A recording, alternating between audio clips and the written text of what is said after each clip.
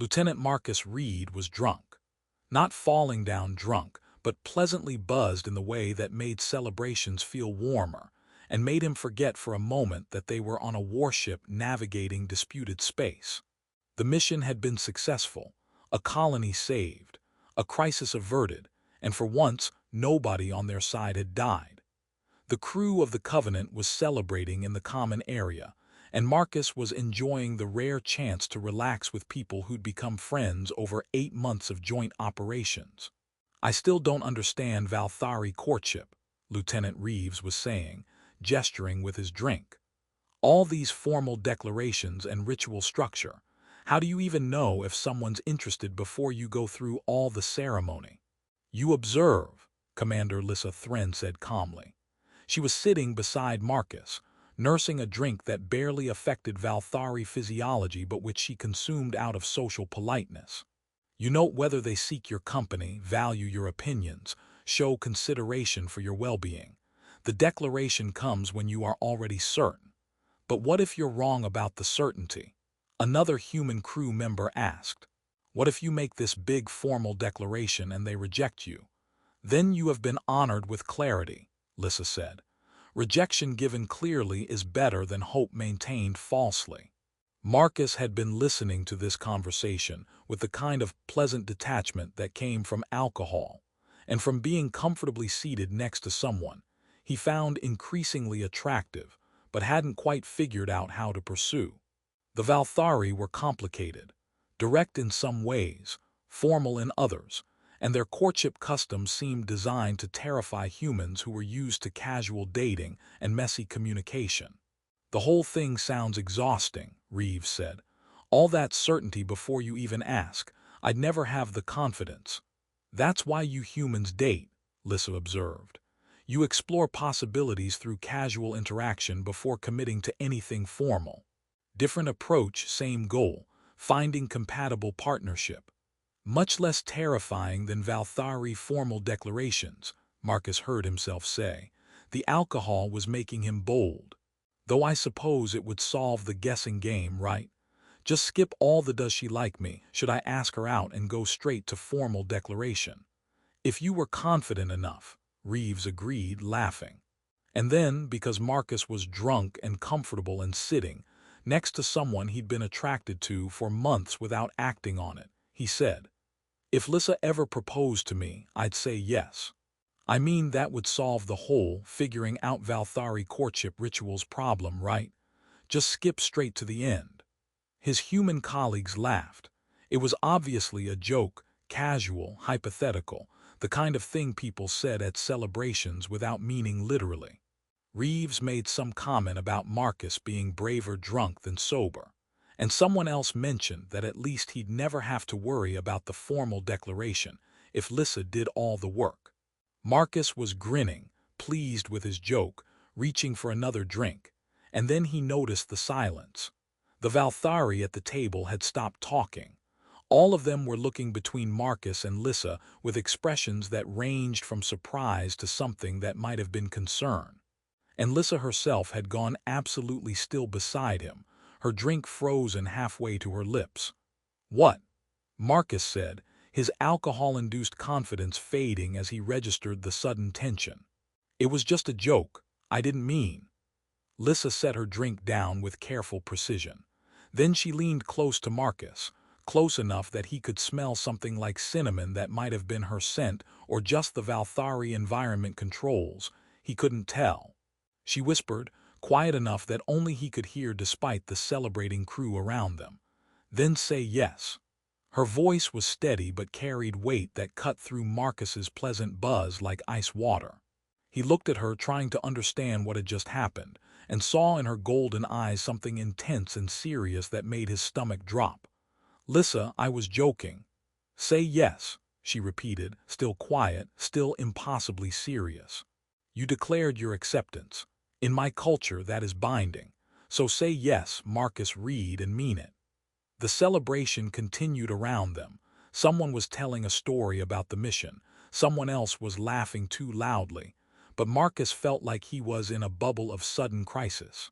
Lyssa was watching him with an expression that mixed hope and challenge and something that might be hurt, and he had absolutely no idea what he just stepped into. "I don't understand what's happening," he managed. "I made a joke. Humans do that. We say things we don't literally mean all the time. I wasn't seriously." "Come with me," Lyssa said, standing with the fluid grace that always made Marcus think of dancers or predators. "We need to speak privately." She didn't wait for his agreement, just moved toward a quieter corner of the common area. Marcus followed because the alternative was sitting at the table, while the other Valthari continued staring at him with those expressions he couldn't interpret, and because Lyssa's sudden seriousness had completely shattered his pleasant drunk feeling. They ended up in an alcove near the observation windows, far enough from the celebration that they could talk without being overheard. Lyssa turned to face him, and her usual composed expression had cracked enough to show genuine emotion underneath. "Explain to me what just happened," Marcus said, "because I made a joke and somehow that became, whatever this is." "You declared your willingness to accept partnership with me," Lyssa said, and her voice was carefully controlled in a way that suggested she was working very hard to maintain composure. Publicly with witnesses, in Valthari culture such declarations are binding. Marcus felt his remaining alcohol buzz evaporate completely. "What? I said if you proposed I'd say yes. That was hypothetical. I was joking about how it would be easier to skip the guessing game if you did all the formal declaration work. I wasn't actually." "In Valthari culture," Lyssa interrupted, "verbal declarations of intent carry binding weight. When you said if Lyssa ever proposed to me, I'd say yes, that wasn't hypothetical. That was a declaration of your willingness to accept partnership with me. You spoke it publicly, without hesitation, with multiple witnesses. By our customs, you have already accepted." "But I was joking." Marcus felt panic rising. This couldn't be happening. It was just casual talk, the kind of thing humans say at celebrations without meaning literally. "I didn't understand it would be taken as. I didn't mean to declare anything binding." "I know humans joke," Lyssa said, and there was something in her tone that cut deeper than anger, something like pain beneath the careful control. "I have learned your humor over these 8 months, but I also know that jokes often contain truth. Would you have made that joke about someone you found genuinely unacceptable as a partner? Would you have declared willingness to accept my proposal if the idea was truly repulsive to you?" Marcus opened his mouth to protest, then stopped. Because she was right. He wouldn't have made that joke about just anyone. He'd made it about Lyssa specifically because there was truth in it. Because the idea of partnership with her wasn't actually repulsive. But truth in a joke wasn't the same as genuine commitment. "The words matter," Lyssa continued, her golden eyes fixed on his face with an intensity that made him want to look away. "In Valthari culture, we do not speak carelessly about partnerships. To say I would accept is functionally the same as accepting. You cannot unsay words once spoken, Marcus. They exist now, binding and real." She stepped closer, and Marcus could see the careful control in every line of her posture. "And I am asking, did you mean them?" Marcus felt like the ground had shifted beneath him. "I meant them as a joke. I didn't mean them as a binding declaration of intent to enter Valthari partnership. How is that not clear?" "But would you have joked about accepting partnership with someone you genuinely didn't want?" Lyssa asked again, and this time there was a tremor in her voice that suggested she was asking something that mattered deeply. "Or did you joke about it precisely because part of you wanted it to be real but was too afraid to speak it seriously?" The question hit too close to something Marcus hadn't fully examined. Yes, he was attracted to Lyssa. Yes, he valued their working relationship and had thought about whether it could become something more. But thinking about it and joking about it were different from actually committing to partnership. "This isn't fair," he said. "You're holding me to standards I didn't know applied. I made a casual comment not knowing it would be taken as a binding declaration. That's not informed consent, that's a trap." "Life is often unfair," Lyssa said quietly. I spent 8 months wanting to know if you might be interested in partnership, but unable to ask directly, because Valthari courtship requires the one who desires partnership to make formal declaration first. And I was too afraid of rejection, too uncertain whether a human could truly want a Valthari partner, to speak formally. She looked away from him for the first time since they'd moved to this alcove, staring out at the stars visible through the observation window. Then tonight you made a declaration, perhaps carelessly, perhaps drunkenly, but you made it. And I am choosing to hold you to it because I want to know, was there truth in your joke, or was I foolish to hope? Marcus felt his anger deflate slightly, replaced by confusion and something that might have been guilt. You wanted to propose to me. You've been thinking about partnership. For months, Lyssa admitted, still not looking at him. Since perhaps the 3rd month of our assignment together, when you trusted my tactical assessment over the recommendations of your own species' senior officers. You said, Lyssa knows this better than I do, and deferred to my expertise without ego or resentment. I began noticing you differently after that.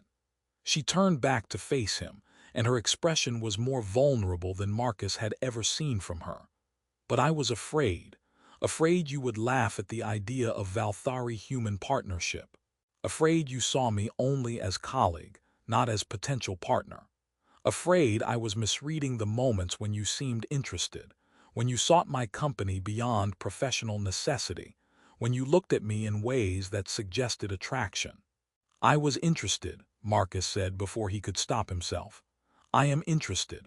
But Lyssa, there's a difference between being attracted to someone and being ready to commit to formal partnership. I spoke carelessly. I didn't think about the weight of those words. And now you're asking me to honor a commitment I made accidentally while drunk at a celebration. I am asking you to honor words you spoke, Lyssa corrected. Whether they were accidental or not, they were your words. You declared willingness to accept partnership with me, and I am choosing to believe those words reflected some level of genuine intent, because the alternative, that you spoke them meaninglessly about something this important, is too painful to accept. She moved to a nearby bench, sitting with the kind of rigid control that suggested barely contained emotion. I will give you time to decide, Marcus Reed. You may honor your words and accept the partnership you declared willingness for. Or you may acknowledge that your words were meaningless, spoken carelessly about something you never seriously considered. Marcus sat beside her, feeling exhausted despite the adrenaline pumping through his system. And if I say the words were meaningless, what happens then? Then I will release you from the obligation your words created in Valthari custom. You will be free to continue as we were before tonight. Lyssa's voice was steady, but Marcus could hear the emotion underneath. But know that if you choose that path, you will be telling me that I was foolish to hope, that our 8 months of working together meant less to you than it did to me, and that I misread every moment I thought suggested you might want more. That's not fair, Marcus protested. You're making this about our entire relationship, not just about careless words spoken at a celebration. Words are not separate from relationship. Words create reality. You spoke words that created the possibility of partnership between us, and now you must decide whether you will honor that possibility or destroy it by declaring your words meaningless. Lyssa finally looked at him directly. I am not trying to trap you, Marcus. I am trying to understand whether the partnership I want is something you want as well, or whether I have been alone in feeling this attraction. You haven't been alone, Marcus said, the admission pulled from him by her raw honesty. I've felt it too. The attraction, the wondering about whether we could be more than colleagues. But feeling attraction is different from committing to partnership, especially across species with different cultural expectations. I don't even fully understand what Valthari partnership means. Then ask me, Lyssa said simply. Ask what partnership means in my culture. Ask what I want from you. Ask what obligations you would be accepting. Do not hide behind "I didn't know" when you can simply ask and learn. Marcus took a breath. All right. What does Valthari partnership mean? What am I supposedly committed to by my careless words? Lyssa settled more comfortably on the bench, and when she spoke, her voice took on the tone she used when explaining tactical concepts: clear, precise, thorough. Valthari partnership is a formal bond between two individuals who choose to build life together. It carries expectations of honesty, loyalty, and mutual support. Partners are expected to prioritize each other's well-being, to share resources and responsibilities, and to make major life decisions together rather than independently. That sounds like marriage, Marcus observed. Your human marriage is similar but carries different cultural weight. Valthari partnership is considered sacred, a bond that shapes identity and purpose. Partners become family in the deepest sense, connected not just by affection but by formal obligation to support each other. Lyssa paused. It is not entered lightly and it is not easily dissolved. To propose partnership is to say, I want to build my life with you. To accept is to say, I want that too, and I commit to making it real. Marcus felt the weight of what she was describing. And you think I committed to that because I made a joke about accepting if you proposed. I think you spoke words that, in my culture, function as pre-acceptance of a proposal. You gave me permission to propose without fear of rejection by declaring you would accept. And I am asking whether that permission was genuine, even if spoken carelessly, or whether it was truly meaningless. They sat in silence for a moment. Marcus was trying to process everything: the cultural misunderstanding, Lyssa's months of attraction, the weight of Valthari partnership customs, and his own confused feelings about what he actually wanted.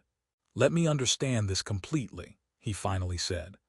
By Valthari standards, I've already accepted a partnership proposal from you, even though you never actually proposed. By Valthari standards, you declared your willingness to accept should I propose. That declaration, spoken publicly with witnesses, creates obligation. I can now formally propose, and you are bound by your own words to accept. Lyssa's expression was carefully neutral. But I will not force you to honor words you did not mean.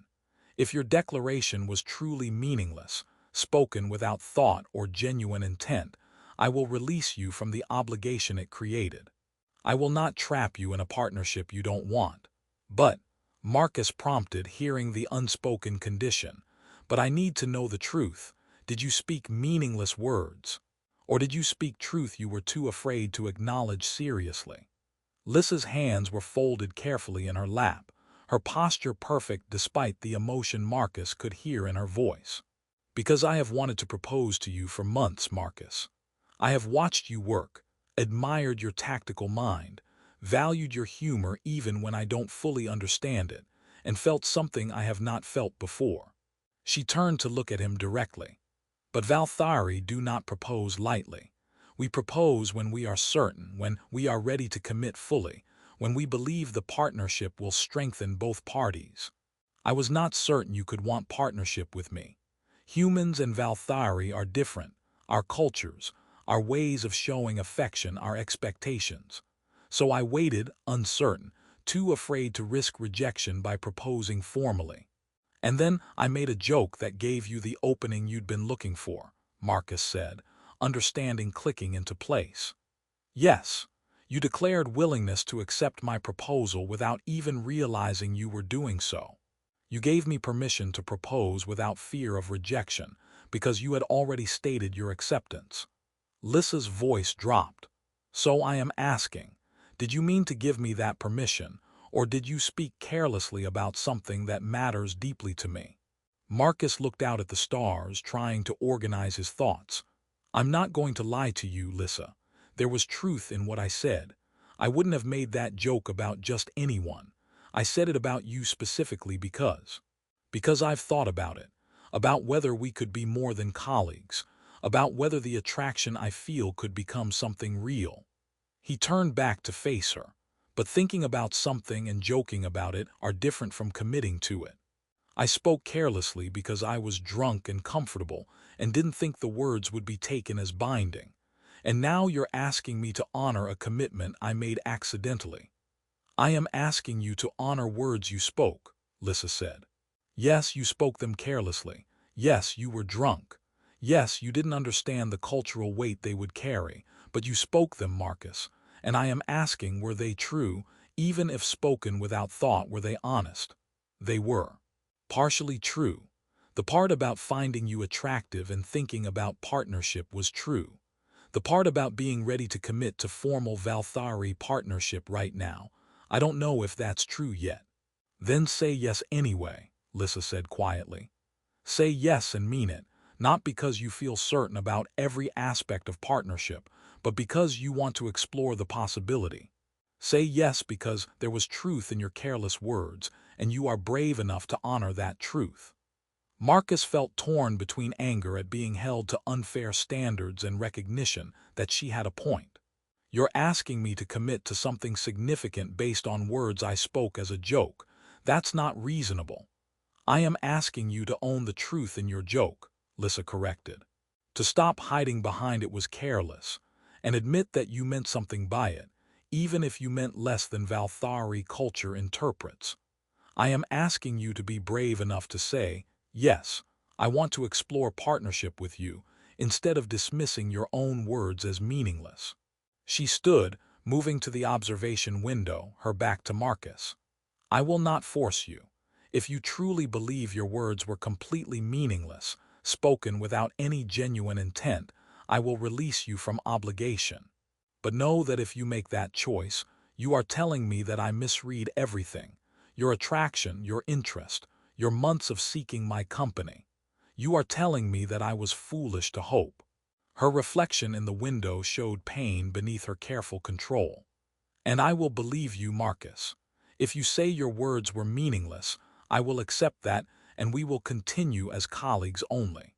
But I will also know that when given the opportunity to explore something that could be extraordinary, you chose safety over possibility, and I will not ask again.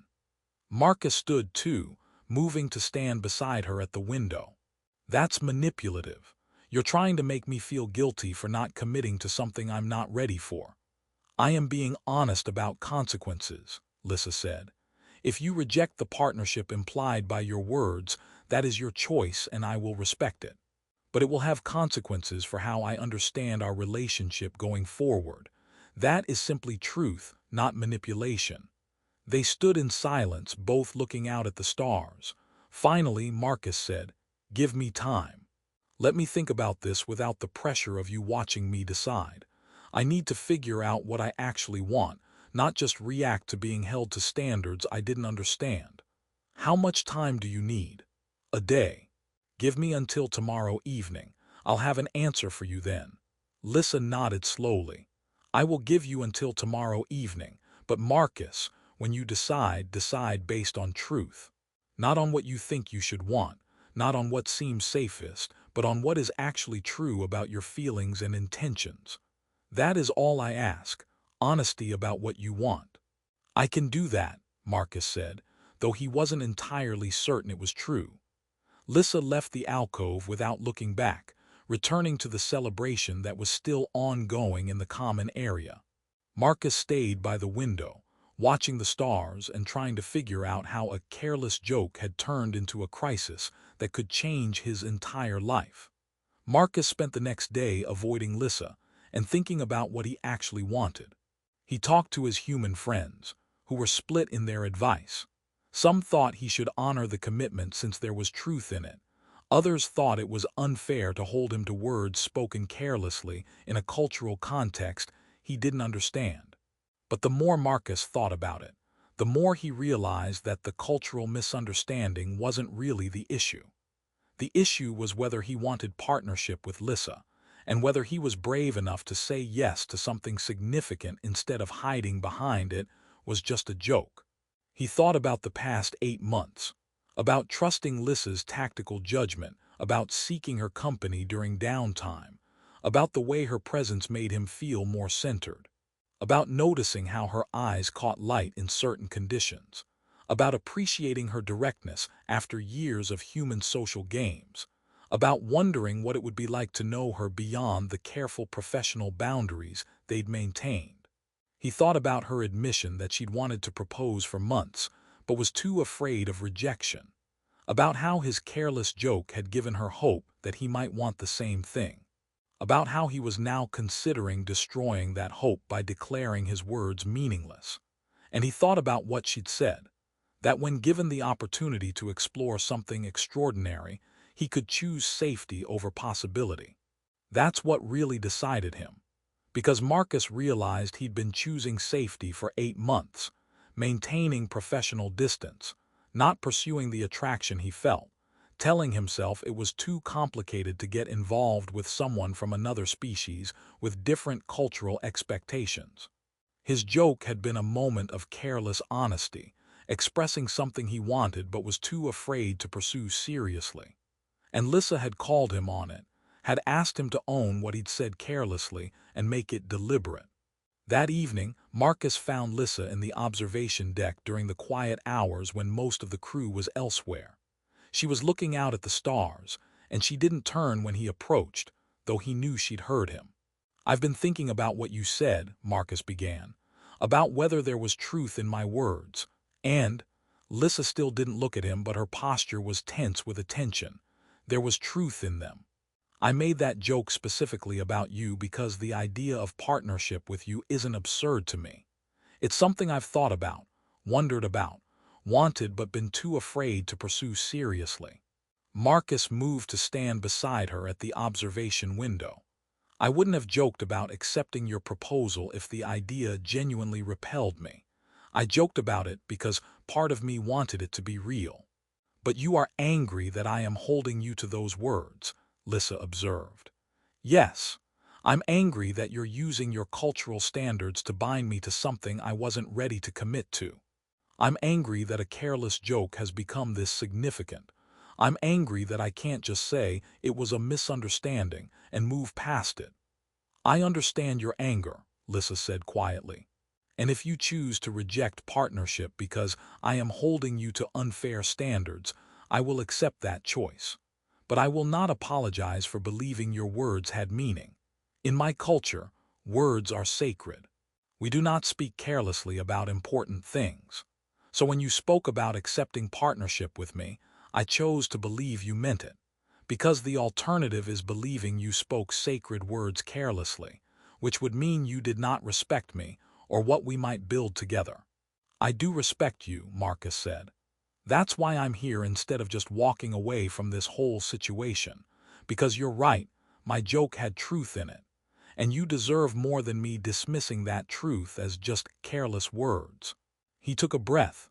"So I'm going to honor what I said, not because I feel trapped by Valthari cultural obligations, but because you're right that I spoke truth even if I spoke it carelessly. Yes, Lyssa Thren. I accept partnership with you. I want to explore what we could be together."